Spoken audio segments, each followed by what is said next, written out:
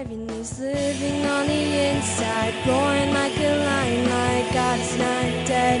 He's surely alive and he's living on the inside, roaring like a lion, like God is not dead. He's surely alive and he's living. It is possible to not be away from God in the sense of having a genuine faith in God and love for God, while at the same time not being as connected with God in some areas as we once were or as God has intended for us to be. We're going to use our primary text in the story this morning of the prodigal son, focusing today on Luke chapter 15, verses 11 through 16. Luke 15, 11 through 16. Jesus continued, "There was a man who had 2 sons. The younger one said to his father, 'Father, give me my share of the estate.' So the father slapped him upside the head. So he divided his property between them. Not long after that, the younger son got together all that he had and set off for a distant country, and there squandered his wealth in wild living. After he had spent everything, there was a severe famine in that whole country, and he began to be in need. So he went and hired himself out to a citizen of that country, who sent him into the fields to feed the pigs. He longed to fill his stomach with the pods that the pigs were eating, but no one gave him anything." This is the story of the prodigal son. But in many ways, this is your story. As you obviously can tell, the father in the story represents God.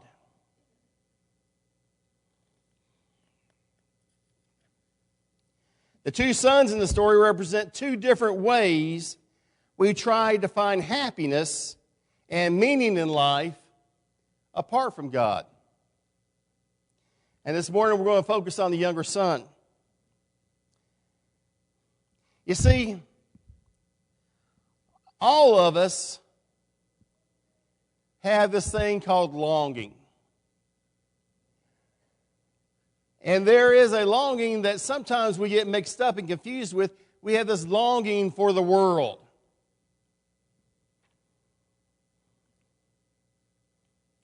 Now this younger son, he wanted his inheritance, but he wanted his inheritance prematurely.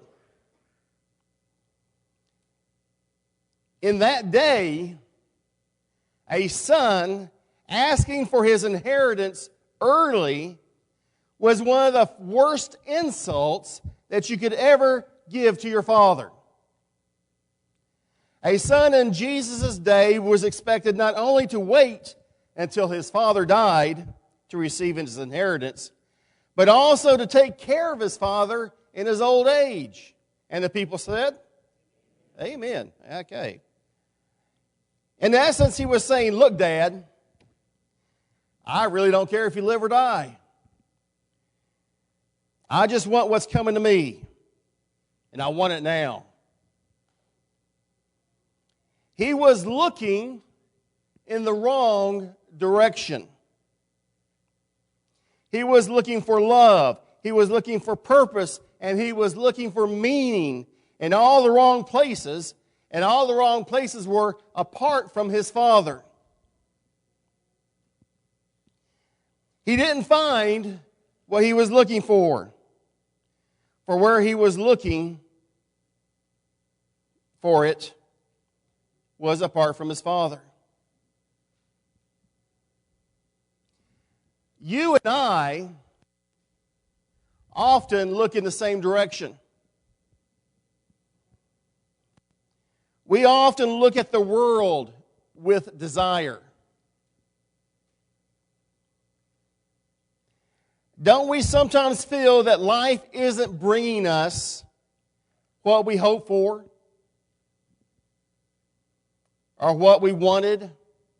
Or even maybe life isn't bringing you what you think you deserve.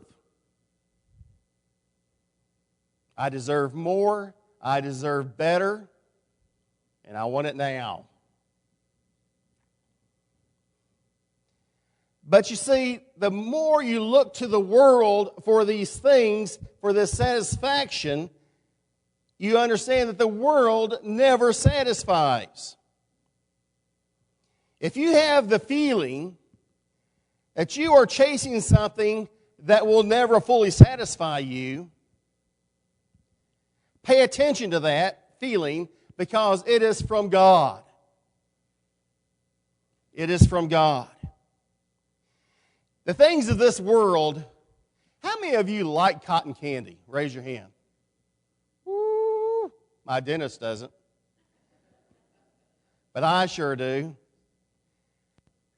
Can I have that, please? No, the pink one. Yeah, can I have that? Great big old ball of fluffy goodness. It looks like a lot. But you know, once you put it into your mouth, there's really not that much to it. It always, I don't care how much of you eat, it always leaves you unsatisfied. However, what you are feeling is the way that you were designed. You were meant for greater love, to desire something better. You were meant for better things in life. You were meant for a better purpose, for living. And we can't look to the world, which is nothing but cotton candy. It's fattening, it causes cavities, and never satisfies. We must awaken to the true meaning of what these longings really are in our life. We need to have an awakening to longing. An awakening to longing. Everyone experiences it. Everyone goes through it at some time or another in their life. And that is to ask the question, to have the understanding, to have the belief that there has to be more. There has to be more.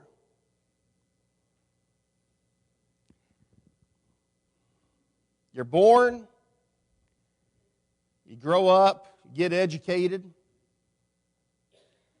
you go to college, maybe not. You find somebody to make googly eyes at. You get hitched. Whoop, here comes baby number 1. Here comes baby number 2.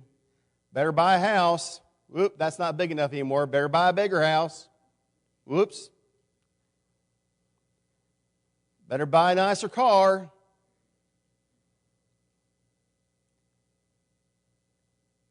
Better buy a bigger house. Better have nicer things.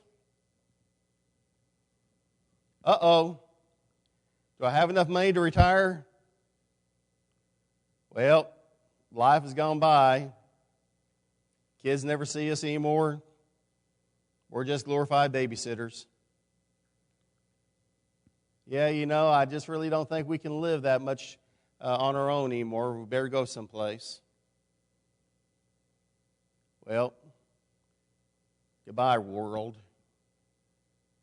And that's what that's what people, millions upon millions upon millions of people, that is their life plan.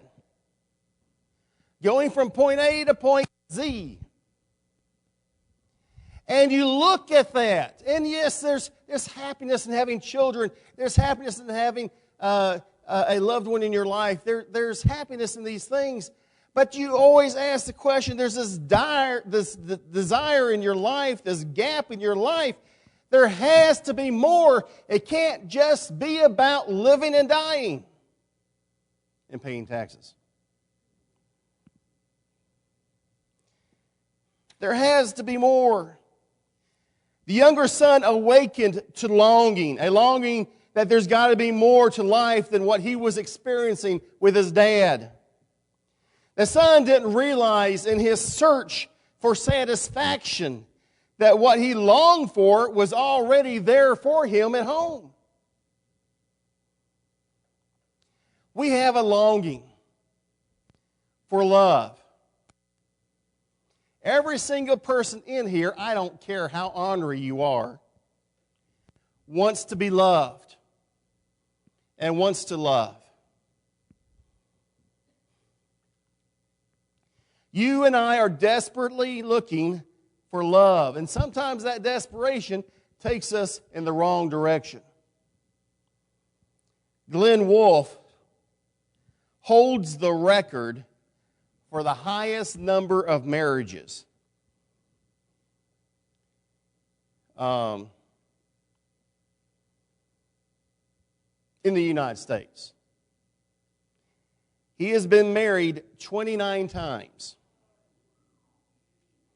His longest marriage lasted 7 years. His shortest marriage lasted 19 days. And here's an interesting detail regarding Glenn Wolfe. He was a Baptist minister.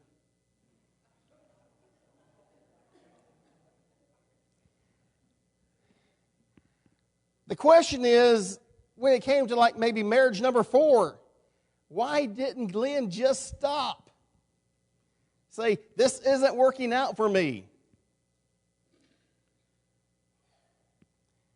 Because we're all looking for someone to love and to love us in return. We long for love.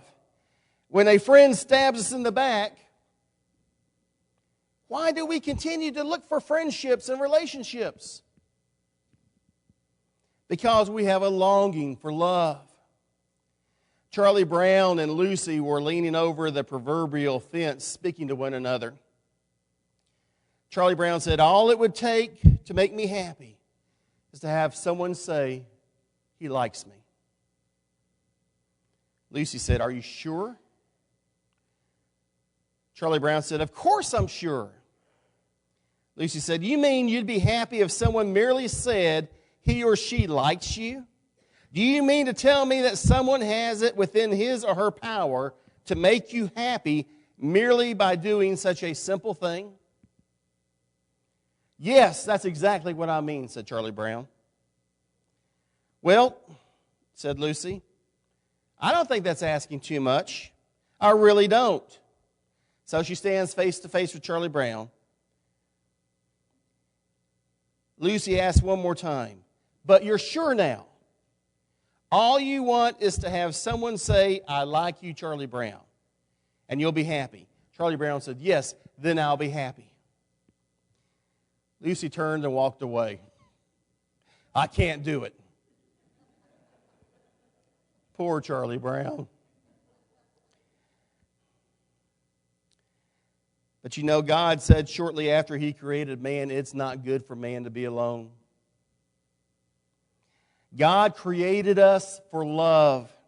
He created us to love Him and for us to be loved by Him. We have a longing for love. We also have a longing for purpose. The longing for purpose can drive us to sometimes do desperate things, take us in the wrong direction. But God put these longings in us, this longing for love, this longing for purpose, to find fulfillment in doing good things and to serve others. Think about it. When you were a kid, what did you want to grow up to be? Well, does anybody want to share? Dan?